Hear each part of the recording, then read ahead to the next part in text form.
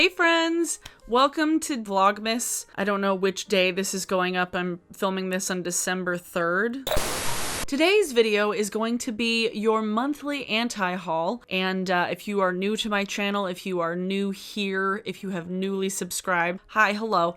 Anti-hauls are a series of videos that I do every single month. They were originally popularized by Kimberly Clark here on YouTube. I started doing anti-hauls, God, I'm on what, anti-haul number 34 now? Jesus Christ, I've been doing it for like over 2 years now at this point. Actually 3 years at this point. But anti-hauls are a series of videos basically taking a hyperbolic approach in talking about products that you don't need and that you're not going to buy. Sometimes taking the route of roasting products or just kind of debunking or kind of counteracting the marketing tactics that so many brands like to use, especially this time of the year during the holidays. So we're going to talk about several holiday releases today, as well as just some other things that are not specifically holiday, but just like came out recently and they're a little bit sus. If you like this video, please give it a like, and then if you want to subscribe, the subscribe button. If you want to see more of me. Let's start with some Sephora gift sets, okay? I took some bookmarks of Sephora gift sets that we're going to talk about a handful. I feel like I try not to repeat myself, but I feel like because a lot of new people find my videos year in and year out, I kind of have to repeat myself when it comes to holiday stuff. Holiday releases are generally, I don't want to say worse quality, but like stuff like Too Faced. Too Faced has this Enchanted Beauty makeup set, which is just like a neutrals eyeshadow palette with some like cheek things and a lip thing, and it's all very basic. And Too Faced is especially notorious for releasing products during the holidays that are not nearly as good as their year-round products. So I never trust Too Faced when it comes to holiday things because it's just not as good. My philosophy on sets and gift sets like that, minis, if most of the products in that set I want, it's worth it to me. If there's only like one or two that I'm actually really interested in, buying the whole set isn't actually like saving me much because it's just adding more clutter to my life. And I'm at the point where I'm planning on moving in a few months, and adding more unnecessary clutter to my life right now sounds like an absolute nightmare because then I'm gonna have to move it. Sephora this year especially, I feel like there's so many like little random gift sets from Sephora, from Milk, from Too Faced, from Tarte, NARS. All of these brands, Dry Bar, so many brands have like holiday gift sets this year that are just even more than they have been recently. And I know it's because it's 2020 and brands have like an overstock of product right now. They have stuff that they haven't sold all year that they're just like putting in gift sets into smaller sizes and hoping that people buy them right now during the sale and during the holiday season. Probably one of the only gift sets that I've been very tempted by, mini dry shampoos. Dry Bar has like two gift sets that are like the stark opposites for me. They have this mix and mingle interchangeable styling iron set that has like some actual like spray products in there, but then it also has like a wave iron thing, and it's like $200. I don't use fancy hot tools on my hair. I literally use a flat iron that I just use to curl my hair. I'm not somebody that's gonna use big funky chunky hair tools to style my hair because I'm very low maintenance when it comes to styling. I love myself the Dry Bar dry shampoo. Like the Dry Bar dry shampoo is my favorite dry shampoo. So like then they have a little set of many of the different smells of the dry shampoos, and I'm like, that's very tempting. I might pick up something like that. I might see if Dry Bar, if I can just get it directly from the retailer, or maybe they have it at Ulta. Christmas gift sets are an interesting thing because brands will simultaneously market things at makeup consumers, like the people who follow Trend Mood and the people who are staying up to date with all of the newest collections. So they'll market to those people and then also market stuff like the Sephora Collection Wild Wishes multi-palette blockbuster that's apparently $100 value that they're selling for $36, which is one of those like giant multicolored palettes that like nobody uses except like me when you're first learning how to do makeup and first playing with makeup, and you're like, I want to have all of the colors. And then you get something like this from your grandma. Brands confuse me these days because it's like, do you want us to buy this for other people, or do you want us to buy it for ourselves? Like, what do you want? What do you want? Oh, one thing I did also notice looking at Sephora, as a way of getting more people, I think, to buy things, they literally have put every palette in the value and gift set section on the website, which is weird because it's like, it's an eyeshadow palette. Like, that's a normal thing. It's not like a value set. It's like one singular product. Like, why did you put that in the value gift set section? It's probably to get more people to buy it for Christmas. That's just like subtle little marketing things where it's like, we're going to put it in like that it's of extra good value. It's the same price as it always is. But one thing specifically I wanted to call out, because I feel like I call out Benefit a lot, and rightfully so, because they truly have shown no growth over the last few years, and it's kind of sad because back when I was first getting into makeup, like I've only owned a couple of Benefit products over the years, but back when I was first getting into it, Benefit was like one of the main ones, one of the biggest brands in the game. It's just interesting to see what Benefit has chosen to do the last few years at being like the least innovative when it comes to just making new products, when it comes to expanding shade ranges. They released another one of their like cheek palettes that has blush, bronzer, and highlighter palette, including Dallas, Sugar Bomb, Cookie, Georgia, and Hula. Meanwhile, they can't come out with multiple shades of these, and they always look the same, and they always look too light for a lot of different skin tones. Like, these look very specifically targeted at people who look like me. It's like, come on, Benefit. Like, it's so transparent at this point. It's so transparent at this point, like what they're doing, and like not actually like doing anything to be more inclusive. I don't need this, and I'm not gonna buy this. It's hard to find where anything is on this frickin' app now. Instagram. Come on. This was funny. I had a couple people tag me in things on Instagram and on Twitter. Someone was just like, ooh, I see an anti-haul coming. And I was like, what is it? Why? Beauty Blender. I already have my own issues with them, like marketing different colored sponges in a way that makes it sound like it's revolutionary. It's like, oh, it's not a pink sponge, it's just a blue sponge. It's like, it's a sponge still. It's still a sponge. But Beauty Blender decided to jump on that Zodiac bandwagon and release sponges with Zodiac symbols just etched into the sponge.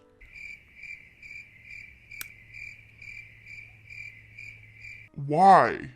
That feels like counterintuitive, because when you're using the sponge, I would think that you would want the entire surface to be like smooth, not flat necessarily, but like not have ridges in it or like symbols etched into it. That seems very counterintuitive for applying product evenly across your face. Maybe that's just me. This just seems like the weirdest choice for a makeup sponge. Like I love Zodiac themed things. Like I love it. Like I am a proud Gemini, and Gemini hair. I am a Gemini through and through. And I love things that are themed around it. Like eyeshadow palettes, lipsticks, like if they can do it right, love it. A beauty sponge that has Zodiac symbols in it just seems like, obviously it's just a cash grab because people are like, Oh, I'm a Capricorn. I'm gonna buy the Capricorn sponge. no.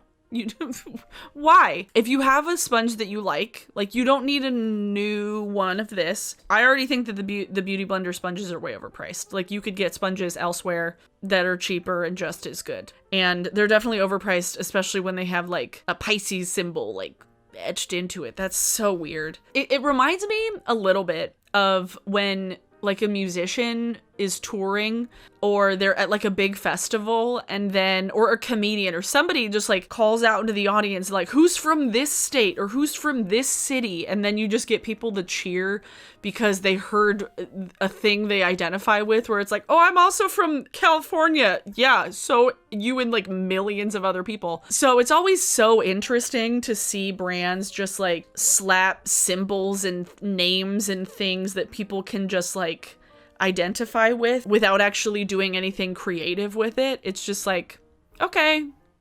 At least when Bite did like Gemini lipsticks, they were weird, but at least they were like different colors for each one. This is lazy, and I'm not gonna give them any of my money. Speaking of too expensive, Glossier is coming out with their holiday 2020 2 special boxes. So they've got gift sets that come in these fancy boxes. One is a Balm.com Roulette, 3 surprise flavors. Balm.com in a mystery combination of flavors comes in a gold embossed deck of cards inspired pack. I will say it's very cute. It's very cute. Like the packaging is on point. I really like the packaging, not gonna lie. So this one's like not a bad deal when it comes to value. But they came up with another one, the Gold Kit, which is a necklace and a lip gloss. Holiday exclusive G-Charm necklace is plated with 14 karat gold, lip gloss in a festive limited edition shade clear base filled with reflective gold glitter. So it's a sheer lip gloss with gold glitter, gold shimmer, and then a necklace. For $75. $75 for a lip gloss and a necklace. I buy expensive jewelry. I don't buy cheap jewelry, but to basically have like an expensive necklace merch for a makeup line is very weird to me. I don't see the appeal of wearing jewelry that symbolizes a makeup brand that you enjoy. Like, that would be like me wearing a necklace with the Bare Minerals symbol. That just seems very weird, and it seems like a very odd gift idea for the holidays. It seems like something that not many people would buy for themselves, and more people would just like buy for other people in their life because they know they like Glossier. They're like, ooh, well, I know they like this brand, and I'm just gonna buy them this fancy necklace. It's like, no, I would rather spend more money on makeup. Like, if you're gonna spend $75 on a makeup brand, buy makeup. Like, don't buy a necklace. That just seems like a weird thing, especially right now where it's like every response I've seen to this has been like, What the hell is this? you know, a brand made a weird choice when like pretty much everybody on the internet is like, why? Because you know you're not alone in your thoughts of disappointment and confusion because everybody else is having the same thoughts. You're like, well, who thought this was a good idea? So I don't need it and I'm not gonna buy it. Next. Okay, Charlotte Tilbury came out with a magic lip oil crystal elixir, which is just like a tinted lip oil. Like, why do we have to... Magic lip oil crystal elixir. It's a tinted lip oil. It's a tinted lip balm. Enriched with potent plum effect and ingredients to hydrate, smooth, enhance your lips. $40. $40 for a lip balm. That's gonna be a no from me. $40. Okay, sis. Is this lip gloss? It is lip gloss. It is the Charlotte Tilbury Magic Lip Oil Crystal Elixir. Okay. Do you know anything about that brand? No. It sounds like it's from it's a British person's name. You're absolutely correct. How much do you think this costs? It's gonna be more than it should be. Well, what would you price this at?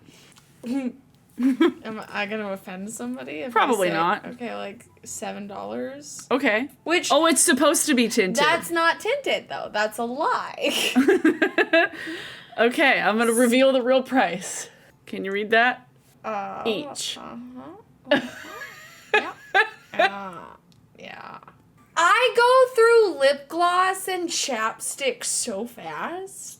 That's the biggest waste of money in the history of monies. It's crystal infused. Yep. Oh my god.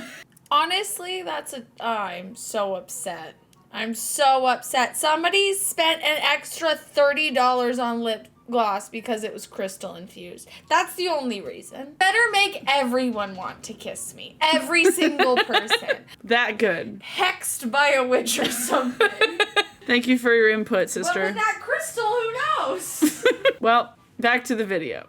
And the thing is, the colors that they showed don't even look that different. So it's like they have two shades, but I'm like, y'all, these look the same. They don't look different on the lips. Like, they're tinted lip oils. They look the rosy pink and berry pink. Wow. How innovative. The only innovation here is that you're charging $40 for a lip oil. No, ma'am.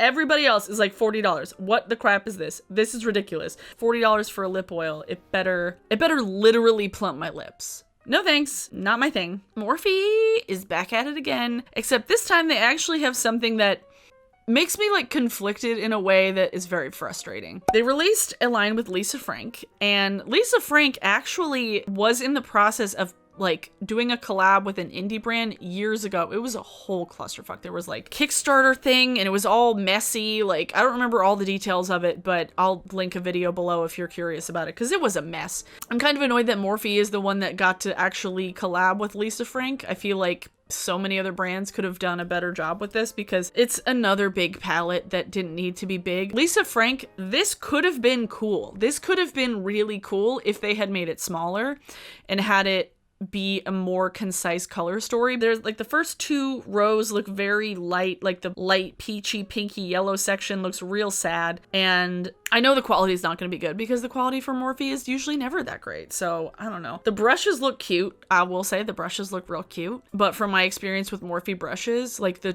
3 that I've purchased in my life, they're very scratchy and not very comfortable. Like they're not great brushes for the price. There are so many other brushes that you could buy for the same price or even less. Like e.l.f. brushes are good. Real Techniques brushes are good. Spectrum brushes are good. Sigma brushes, the new Midas brushes. There's so many brushes that you could buy that are not Morphe brushes that are softer than Morphe brushes. That's just the tea. Like Morphe brushes are not all they're cracked up to be. So yeah, it's a cute collection, but it's Morphe, you know, like I don't trust them farther than I can throw them. And I have brushes that I could throw. I don't trust Morphe, and I'm kind of annoyed that they got the collab with Lisa Frank. Even Colourpop. But I mean, Colourpop probably would have screwed it up too. They probably would have made some like sad, light, ashy palette that wouldn't have been that exciting. But I mean, I appreciate the pandering to the 90s and the early 2000s kids, but that's not enough for me to buy it. But I don't need it, not gonna buy it. Speaking of Colourpop, Colourpop released one palette that actually has like some depth to it. The Raw Beauty Christie palette. And then they just went back to this. Then they just went back to releasing the same light, bland, pale peach, undercooked food colors that are just so predictable and so expected and just still disappointing. It's like Colourpop, you have all of the resources and all of the opportunity to really make stuff that's cool, and yet they don't. They just don't. Put out the same stuff. This is another Hello Kitty palette. It's got some, like the blushes are cute and the lip glosses are cute, but the palette is just, they phoned it in. They phoned it in, and I feel like with all of these palettes that have come out in the last like month or so, it's a lot of brands just using up what they have and they haven't been able to sell all year. I'm not about that life. I don't need this. Colourpop, can you just stop? ColourSTOP. But Colourpop, I feel like they do this every single year. They also kind of fall into the habit of releasing sets, holiday sets, that are just these giant vaults of products where it's like, here, do you want to buy all of this one product? No, I don't. But they released the Lippy Pencil Stash, and they're just the Lippy pencils. They're not the Lippy sticks. These are lip pencils. So lip liners that there's only so much variation a lip liner can really do. And I feel like right now, in general, it's very weird to be releasing big collections of lip products when we should be covering our lips in public. You know, like I've bought some lip glosses, I've bought some lipsticks this year, don't get me wrong. But to think that, yes, we're going to release the giant lip pencil collection where you can buy all of the lip pencils. Why would you need this many? Why? So many of these are so similar that one is going to work better than the other one, so you'll be more inclined to use certain ones, but then you'll just have a bunch of extra things sitting around not getting used. So it's like, these lip liners aren't really that expensive to start out with. So like maybe look and see if there's like a few that you want or that you need to replenish. Don't buy the giant collection of all of the things. No Colourpop. Like I said before, ColourSTOP. And last but not least, okay.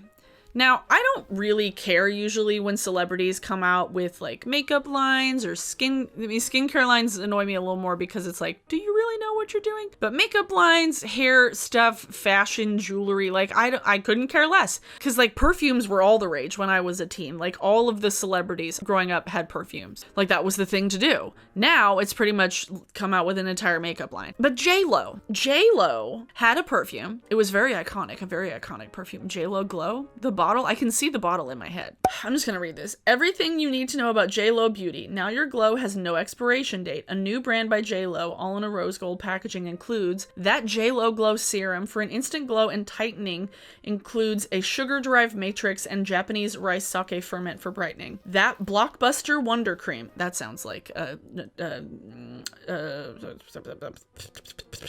Charlotte Tilbury. Plump and nourish the skin with hyaluronic acid, peptides, and yeast-derived ferment experiment that Star Filter Complexion Booster, $39, all over highlighter in 4 different shades with mineral pigments that help to diffuse light and blur imperfections. Also, vitamin E nourishes skin and banishes free radicals. They got a cleanser, they got an eye cream, they got a moisturizer, they got a dietary supplement, and then a face mask. An $18 face mask, $48 for 3, soaked in 1 ounce of the Glow Serum, includes ear loops to keep it secure.